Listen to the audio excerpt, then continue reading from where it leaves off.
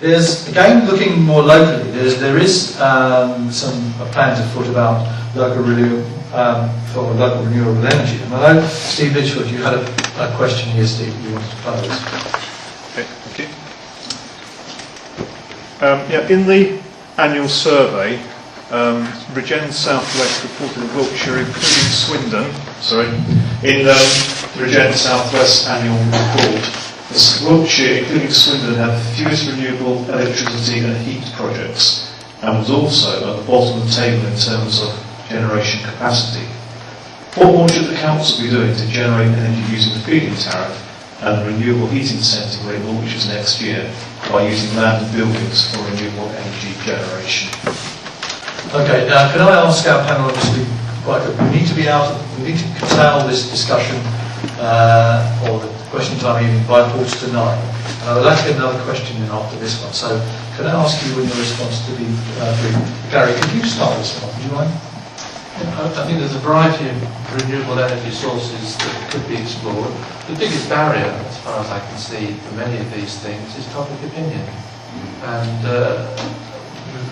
we had the proposal, I'm not quite sure how many years ago, maybe it was about 10 years ago, for energy generation from timber just up the A419. And it got within a hair's whisker of being approved and getting through planning, until local campaign knocked it on the head.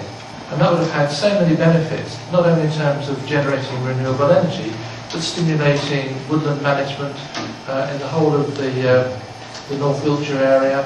There was a farm in Swindon which was going to be producing renewable energy, crops to supply it, and so on.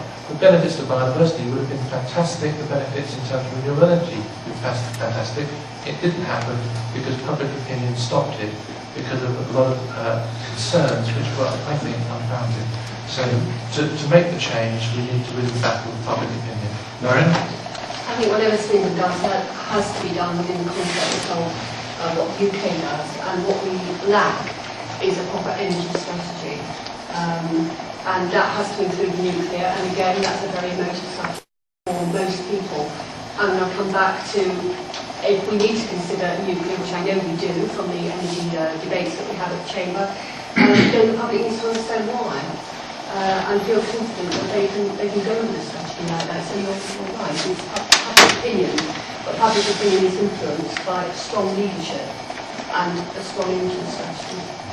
I take it you're not proposing a nuclear power station for Swindon? Not that we're aware of. Justin. I think we have an opportunity. I mean, we still have new housing developments to come forward, and personally, I would like to see those tied up with local energy projects. So the farm you were referring to was the Rose Farm, and I've met with the owner of that on a number of occasions, as did the previous MP, trying different ways to look at how we can take on that. I'm not going to take too much time on this because this is an area of Peter's great expertise, and I think I'll let him rattle on what could be done, but I think certainly we do need to do a lot more locally, again, to set an example. Thank you, Justin. It's always interesting when you talk about growing things and learn them. I've never really thought that was a particularly good idea when we're throwing so much stuff away, which is why, as I said earlier, Swindon is looking at that advanced thermal treatment of waste that potentially in the future could actually lead to us mining landfill. Which sounds like a bizarre concept, but it could actually... They've been doing it for a good deal for God knows how long now, and they're actually importing waste now to burn. So, but we're not burning it. This advanced thermal treatment is going to give us... But that's a development there. Energy and heat. So we're trying to take advantage of not only of the waste that is being produced that can't be recycled in normal fashion, but also the money that the government's going to give us for producing it. We're also looking at solar farms. It's a vision of mine. I know the word vision gets divided, but it's a vision of mine to actually have solar panels lining the M4 on the Whittlestone Department. They can act as acoustic barriers, and they can also produce electricity. I think, why shouldn't we do that? I am, however, horrified that when a company like Honda seeks to produce its own energy from a variety of sources, they're getting shot down by the local neighbours. They want to look at whether they can use wind turbines. As far as I'm concerned, put as many up as we can. I think we have to tackle the issue of energy production really from the government down.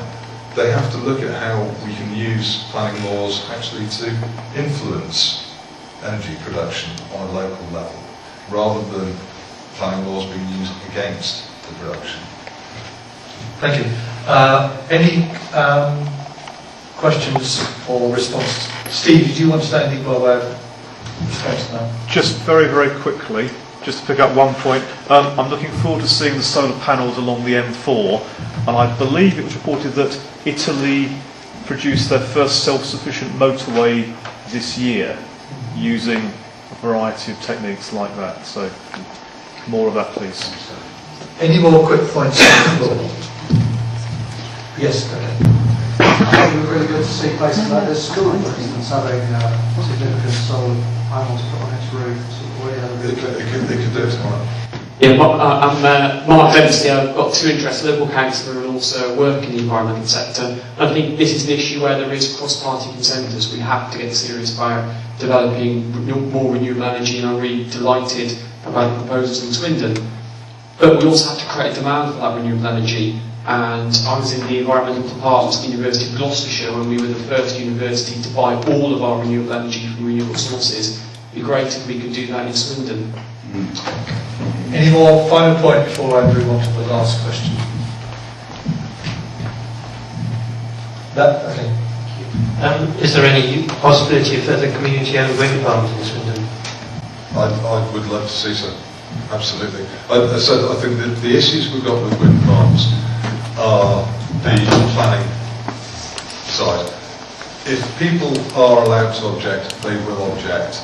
And so I think I'm not a great favourite of top-down approaches to things, and I'm not a great statist, but I think there are some things that the government should put its foot down about and say it's going to happen. No debate, it's happening.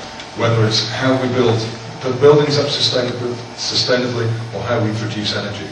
You know, if the government wants to build a new nuclear power station now, you can just imagine how long it will take to get through the public consultation.